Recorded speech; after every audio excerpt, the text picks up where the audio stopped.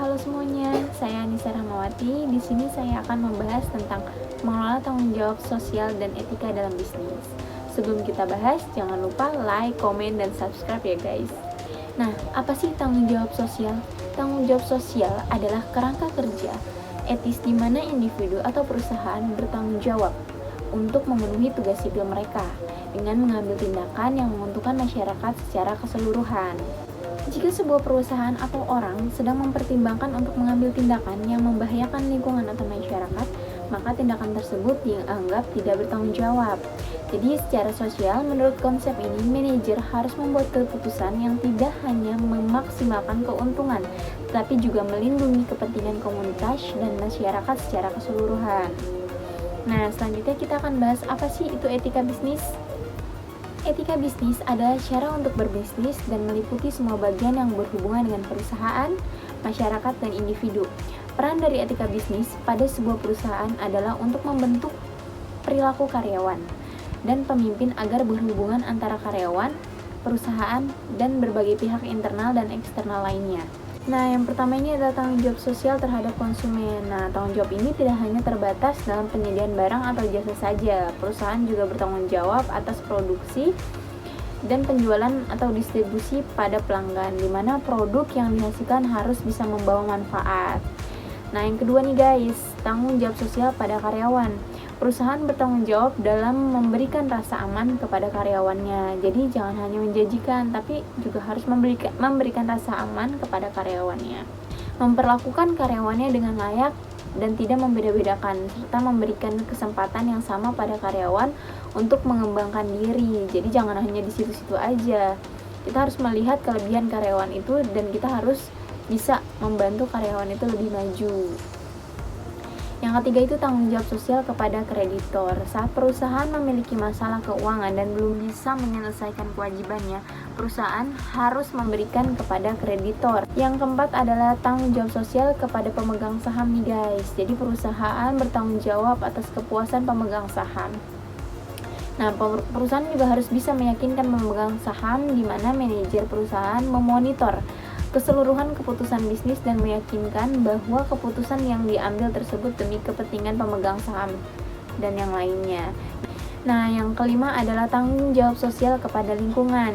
Jadi tanggung jawab ini berkaitan dengan menjaga kelestarian lingkungan hidup, misalnya dengan mencegah adanya polusi di sekitar tempat usaha.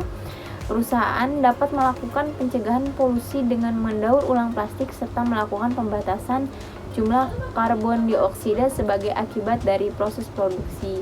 Jadi jangan hanya membuka usaha nih, tetapi juga dia harus menjaga. Misalkan kita membuka usaha di sebuah lingkungan, nah kita harus juga menjaga lingkungan itu biar nggak tercemar ya guys. Nah, yang keenam itu tanggung jawab sosial kepada komunitas. Hal yang seringkali dilakukan oleh perusahaan adalah dengan memberikan bantuan untuk sarana pendidikan atau kesehatan. Nah, perbaikan atau pengadaan infrastruktur yang dibutuhkan masyarakat sekitar. Nah, bagaimana sih mengelola tanggung jawab sosial dan etika dalam bisnis? Yang sudah kita ketahui, etika merupakan penentu standar-standar dari mana yang baik atau buruknya dalam tindakan suatu keputusan. Nah, sebuah permasalahan etika akan muncul dalam situasi ketika tindakan seseorang atau sebuah organisasi mungkin akan membahayakan atau menggunungkan orang lain. Nah, permasalahan etis biasanya sangat kompleks. Orang-orang di organisasi mungkin memiliki pandangan yang berbeda-beda. Jadi setiap orang itu memiliki pandangan yang berbeda-beda, nggak semuanya sama ya. Jadi kita harus pahami itu. Yang pertama itu ada hukum yang ada di mana nilai-nilai standar-standar ditulis dalam sistem hukum dan diselenggarakan di pengadilan.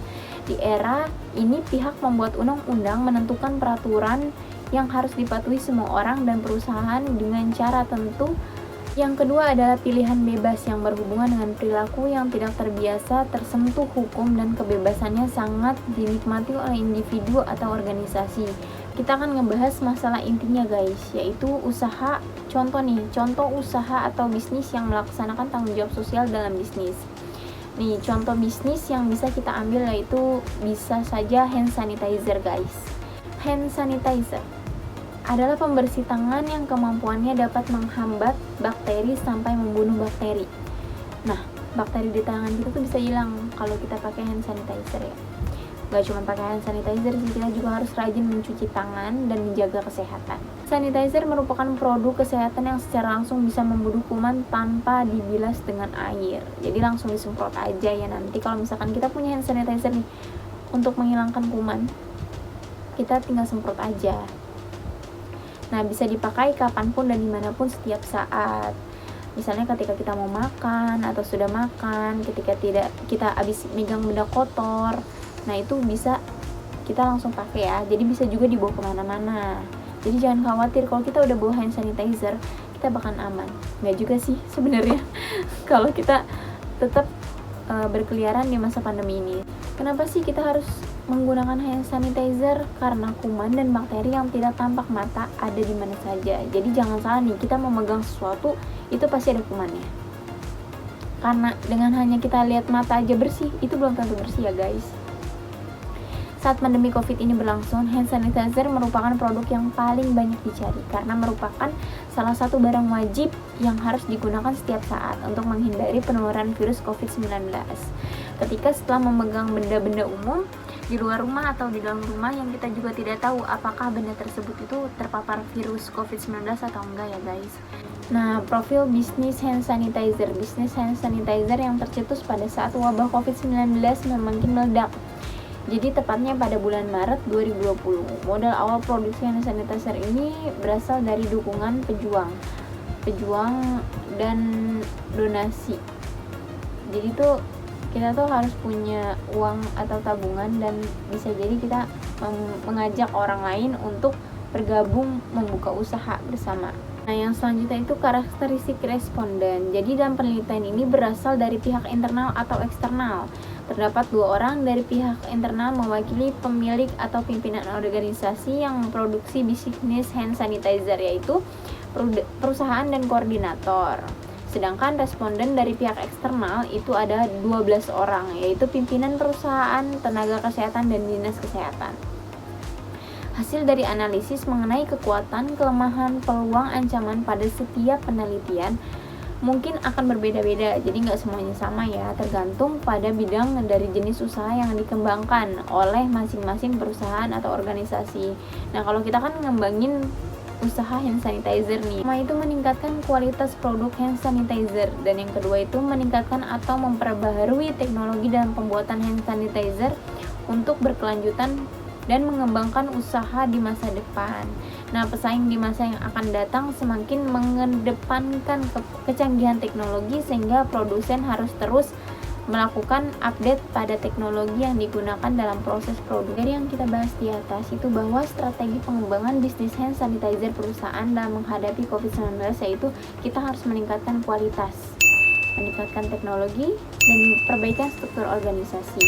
Dengan memperluas pemasaran, diharapkan perusahaan atau organisasi dapat menerapkan strategi pengembangan dalam bisnis bagi penelitian selanjutnya dan dapat berfokus pada evaluasi dari implementasi strategi pengembangan bisnis ini. Nah, jadi cara untuk membuka bisnis itu nggak mudah ya, tetapi kita pun harus punya strategi yang bagus sebelum membuka usaha. Jadi nggak semuanya secara kayak kita langsung nih mau buka ini dengan cara ini, tapi kita nggak punya strategi yang matang, itu kita nggak tahu bisnis kita tuh akan berjalan dengan lancar atau enggak.